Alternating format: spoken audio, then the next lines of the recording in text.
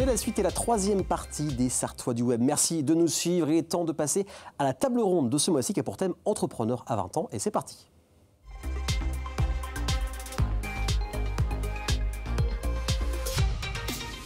Il n'y a pas d'âge pour entreprendre, pour devenir entrepreneur. Ça peut être avant 20 ans, ça peut être en pleine carrière, ça peut être même après 50 ans. Il n'y a vraiment pas d'âge. Et je vais recevoir 4 entrepreneurs qui ont entrepris, qui ont le déclic d'entreprendre à 20 ans, avant même un petit peu après. Et j'ai mes 4 intervenants. Bonsoir à vous 4. Bonsoir.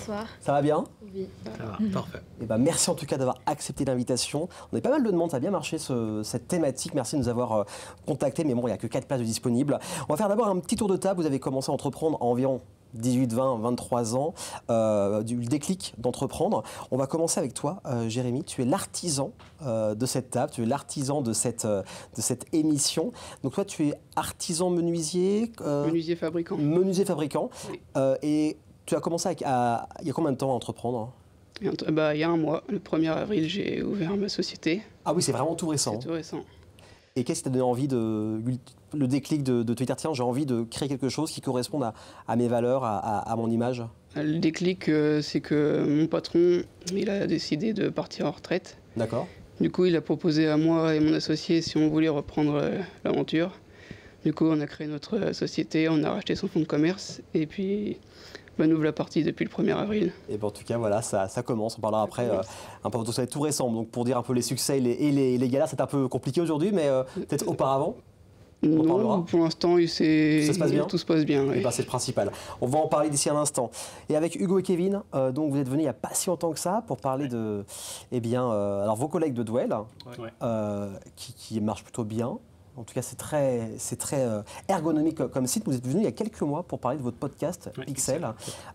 Vous, l'idée d'entreprendre, alors vous avez quel âge, juste pour cibler un petit peu? 21. Et moi, 22. Ok, 21-22.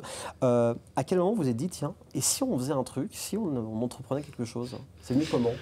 Alors c'est venu pendant un cours à Ecode, donc l'école où on a commencé à être il y a 2 ans et demi maintenant, 3 ans. Où en fait, à un moment, on a eu une idée de petits projets à faire et en fait, on s'est dit, peut-être qu'il y a peut-être moyen de lancer des trucs, de voir s'il peut y avoir des utilisateurs, etc. Donc, on a codé un petit truc de notre côté, on a essayé de voir s'il y avait quelque chose à faire. Et en fait, c'est venu un peu comme ça, le tout premier mouvement, on va dire, c'est ça. Voilà. Et puis après, en fait, on a continué au fur et à mesure à faire d'autres projets et on s'est dit, faut qu'on arrive à faire quelque chose à deux ou avec d'autres gens, mais il faut qu'on fasse quelque chose, quoi. Et on sait qu'il y a quelque chose à faire, donc voilà, quoi. Donc je rappelle, Dwell, en fait, c'est un outil, c'est un site où on peut en fait vous regrouper les annonces immobilières, que ce soit la location, l'achat, de différents sites internet de location. C'est de l'agglomération de plusieurs sites d'annonces immobilières, donc Le Bon Coin, Se Loger. On a quoi d'autre? Il y a après les agences locales aussi. Ouais, c'est ça. Donc comme ça permet de ne pas avoir à aller sur tous les sites internet. Voilà, et d'avoir 25 onglets quand on cherche un logement, soit pour devenir propriétaire ou pour devenir locataire. Alors Mélie, tu es habituée à la chaîne. Oui, je crois que c'est la 4e fois que tu as. Donc tu as commencé par écrire ton premier livre, tu avais 16 ans, c'est ça? C'est ça. Tu as créé ta société où tu coaches des personnes pour écrire leurs livres. Oui. Mais tu fais plein d'autres choses aussi, conférencière. Tu es aussi formatrice dans des écoles, c'est ça, si je ne dis pas de bêtises. Toi, l'envie d'entreprendre assez tôt, ça vient d'où? Je dirais que j'avais envie de créer ma voix d'un côté, et c'est surtout que quand j'ai lancé mon livre, quand j'avais 16 ans, il y avait beaucoup de personnes qui commençaient à me dire quelle est ta méthode, comment est-ce que tu as fait pour te lancer dans l'écriture et tout. Et c'est là que je me suis dit, je peux pas les laisser comme ça, les gens, je vais créer quelque chose qui pourrait les aider. Et très vite, en fait, ça a marché, et c'est là que j'ai lancé ma société, juste parce que le marché l'a demandé, entre guillemets. Au bon moment, tu as su saisir l'opportunité. Ouais, c'est ce qu'il fallait. Après, c'est que j'avais des demandes, c'est que je voyais que ça marchait. Donc, c'était surtout saisir cette opportunité-là, et surtout en parallèle de mes études. Alors oui, j'allais y venir en fait. C'est que souvent, on parle de la vie pro, vie perso, mais quand on est étudiant, quand on a 20 ans, moins ou un petit peu plus, donc il y a la vie pro, la vie perso, la vie étudiante. On va dire aussi la vie d'entreprendre, parce qu'on peut avoir la vie pro, le petit boulot, mais aussi la vie d'entreprendre. Comment vous arrivez à mêler tout ça? Mais Ellie, comment t'as réussi? Enfin, on se fait un planning très serré, on est tellement passionné qu'on ne voit pas le temps passer et qu'on se dit bah, tiens, j'aime vraiment ce que je fais, donc je vais faire ça, comme ça, comme ça. Comment ça se passe? Moi, j'ai dû tout mettre. Donc, j'avais une alternance. Oui. J'ai un petit job avec mes parents aussi. J'investissais à côté dans l'immobilier. Je faisais des défilés de mode. J'avais évidemment l'école. Et j'avais ma boîte où je lançais mes premiers accompagnements. Et donc, c'était vraiment le bazar quand je me suis lancée. J'avais 18 ans. Et vraiment, de tout mêler, c'était très compliqué. Et aujourd'hui, il y a beaucoup de personnes qui veulent entreprendre et qui se disent « Ouais, à côté de mes études, je peux le faire ». C'est jusqu'à un certain niveau, je pense. Il faut vraiment pouvoir se focaliser sur sa voie le plus rapidement possible. Et c'est pour ça que moi, ensuite, j'ai décidé d'arrêter mes études. Mais après, ça dépend de chaque personne, évidemment. Oui, c'est un schéma pour chaque personne, mais ça veut dire que le schéma que vous avez, vous, marchera chez vous à la maison. Voilà, chaque personne a un schéma. Donc toi, c'est tout récent. Oui. Donc tu avais déjà commencé à entreprendre des choses quand tu étais plus jeune, étudiant? Je faisais pas mal de petits ouvrages pour moi. J'essayais de faire des choses un peu complexes, histoire de garder un peu le niveau quand vu que j'étais plus à l'école. Mais après, j'ai essayé plein de petits ouvrages, des petites tables, plein d'ouvrages en bois, quoi. Et quand tu arrives à gérer la vie pro et perso, parce que quand on est entrepreneur, des fois on pense beaucoup à, je comprends, moi, un peu dans le même système que tout le monde, on pense beaucoup au travail, on adore tellement notre travail qu'on va penser à la maison au travail. Est-ce que tu arrives à faire la part des choses quand tu rentres chez toi, quand tu dis bon tiens, le travail, je laisse de côté, ou ça peut être compliqué des fois? C'est ce que je voulais, mais finalement, la nuit on pense encore au chantier, on pense encore au projet. Quand on a des beaux projets qui arrivent, on a envie que ça se fasse, donc... J'y arrive un peu en ce moment, le week-end on garde des moments, mais le soir on y pense encore. Oui, ça c'est évident. Hugo, Kevin, comment vous arrivez à mêler tout ça?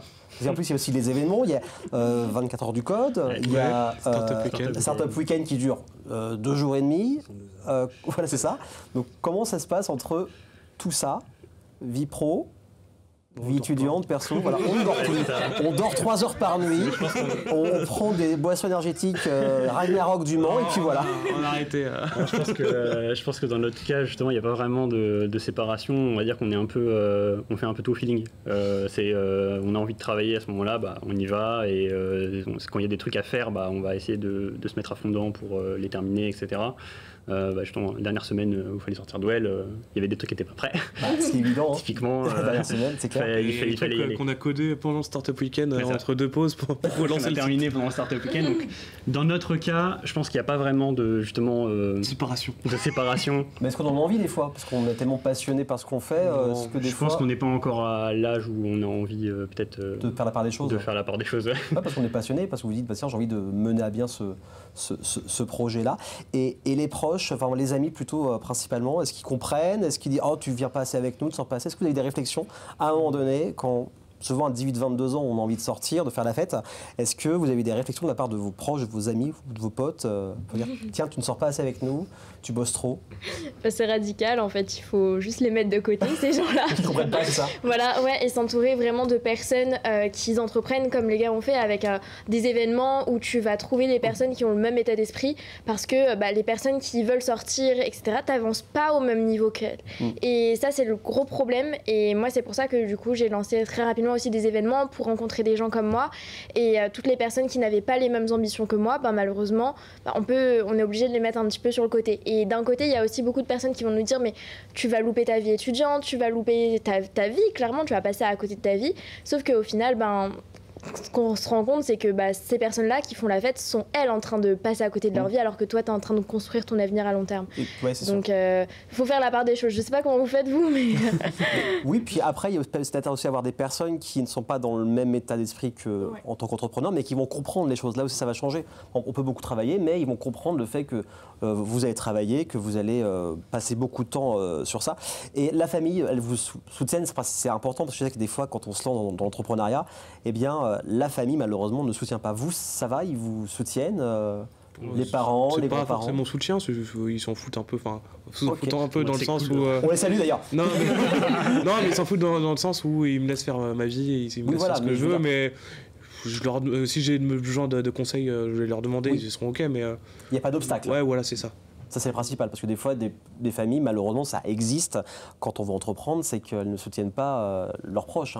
Mais pas un petit tiens, je vais voir ce que tu vas faire, je vais partager tel post sur Internet. En fait, moi, par exemple, je connais des gens qui entreprennent, etc. Et en fait, qui sont peut-être un peu plus vieux. Et qui eux ont le problème peut-être avec leurs parents parce qu'en fait ça fait longtemps du coup qu'ils n'ont pas trouvé quelque chose de stable, ils sont tout le temps dans le doute, etc. Parce que c'est aussi la réalité entre guillemets de l'entrepreneuriat, c'est que quand ça marche c'est cool, mais quand ça marche pas, il y aura deux gens pour vous dire que ça ne marche pas et forcément ça fait peur aux parents parfois, quoi. Ça c'est clair, c'est pas le schéma classique en fait, il y a le schéma que peut-être nos parents ont connu, CDI obligatoirement et le fait d'entreprendre, ça peut faire peur. Quel est le plus gros kiff que vous aviez eu en tant qu'entrepreneur? Vraiment un souvenir, vous avez dit tiens, bon je pense qu'on parlera du Grand Rex tout à l'heure, Amélie. Ouais. En tant qu'entrepreneur, déjà c'est de faire son argent de manière indépendante. Je dirais que c'est pour ça qu'on entreprend. Au final, c'est quand même une partie pour se rémunérer. C'est aussi toutes les transformations de vie que moi j'ai eues avec les auteurs qu'on a accompagnés. Les rencontres et tout, mais c'est surtout se mettre bien financièrement, quoi. Voilà, et de voir aussi les choses évoluer. J'imagine quand tu fais un coup dans le rétro, tu dis il y a 3 ans, j'avais ça, aujourd'hui j'ai ça doit faire du bien. Ouais, en fait, de voir la rétrospective, tu te dis, mais waouh, en fait, t'avais une idée là, et maintenant tu vois que tu l'as concrétisée, c'est vrai, et les gens te soutiennent réellement, t'as l'impression d'être utile, de créer, et ça, c'est le meilleur sentiment qu'on peut avoir quand on entreprend. Parce que combien d'auteurs, depuis que tu as créé ta société, vous avez accompagné dans ton équipe? Là, ça fait 3 ans, on a accompagné plus de 70 auteurs. C'est génial. Ouais. Et je rappelle, tu as fait une conférence au Grand Rex à Paris. Quand on est dans le plus beau cinéma du monde, qui est le Grand Rex à Paris, on se dit, est-ce qu'à un moment on se dit waouh, est-ce qu'on met sur pause? On se dit, il y a 3 ans j'étais là et aujourd'hui je suis en train de faire une conférence, de faire rencontrer plusieurs personnes dans le Grand Rex à Paris. Ouais, tu te dis, il y a 5 ans j'organisais mes premiers événements au Mans dans des Airbnb. Et là tu te dis... Waouh, le Grand Rex, et c'est vrai que j'ai pas réalisé tout de suite, c'est vraiment 24 heures après quand j'ai vu tous les rushs des médias, les photos et tout, et je me suis dit waouh, c'est quelque chose quand même. Donc on se prend un coup, quoi. Ouais, je m'en doute, mais ça fait du bien. Il faut bien réaliser un moment parce que dans l'entrepreneuriat ça va tellement vite que t'as pas le temps de te poser, de te dire j'ai fait ci, j'ai fait ça, t'es tout le temps dans une nouvelle boucle, et là vraiment, en fait il faut prendre du recul. Ça, c'est pas évident parce que souvent la tête sous l'eau finalement. On se dit, tiens, on se dit des fois juste, il y a 1 an comment j'étais, on s'en rend pas compte, tiens, t'as fait ça, t'as fait ça, t'as fait ça. Les gars, vous avez un souvenir mémorable, le fait peut-être d'avoir créé Dwell, ce site? Je pense qu'il n'y a pas un seul souvenir. Je pense que nous, c'est surtout le fait d'avoir rencontré des personnes qui étaient vraiment cool à chaque fois. Enfin, que ce soit dans le podcast, par exemple, quand on invite des personnes qui sont intéressantes, mais c'est incroyable, quoi. Enfin, on a eu plein de profils différents. Ou t'oublies les caméras, ou t'oublies les micros. Ouais, c'est ça en fait. C'est une discussion finalement. C'est ça. Après, pareil, avec le cas où on a eu Dwell, forcément, rencontrer les gars de l'équipe pendant Startup Weekend, enfin, une des personnes de l'équipe pendant un Startup Weekend, etc. En fait, c'est. Pour moi, c'est plus des souvenirs de rencontres à chaque fois que j'ai quand je pense à l'entrepreneuriat que vraiment, pour le moment, des trucs où c'était réussite, où on a fait quelque chose, etc. Même si on a fait des trucs. Oui, mais déjà c'est bien. Des rencontres peuvent permettre de faire d'autres choses, de créer de nouvelles choses. Jérémy, toi, est-ce que tu as des souvenirs depuis que tu entreprends, même un petit peu avant parce que... C'est plus quand l'atelier est devenu à moi et mon associé. Parce on pouvoir prendre les rênes de... c'est que avant, du coup, pendant le battement, on l'a nettoyé, on l'a rangé. Et une fois qu'il était fini, on s'est dit, ça y est, c'est bon, c'est à nous. On l'a. Ça fait plaisir. Oui. Puis aussi les premiers chantiers qu'on a été voir, on a eu un beau chantier à faire quand on a été faire les premières prises de cote. Tous ces premiers moments-là, on se dit... Faut pas les oublier. Voilà, c'est ça. Faut que ça reste gravé. On se dit, tiens, on commence, on met la première pierre et puis on verra d'ici quelques années, on pourra dire, tiens, on est content de ce qui s'est passé. On reste avec moi, reste avec nous également. Dans un instant, on va parler un peu de l'organisation, etc. Et aussi, des fois, les galères, parce que quand on est entrepreneur, on disait, il y a les succès, il y a les réussites, mais c'est pas toujours rose tout le temps. Donc restez avec nous, on en parle dans un instant sur LMTV Sarthe.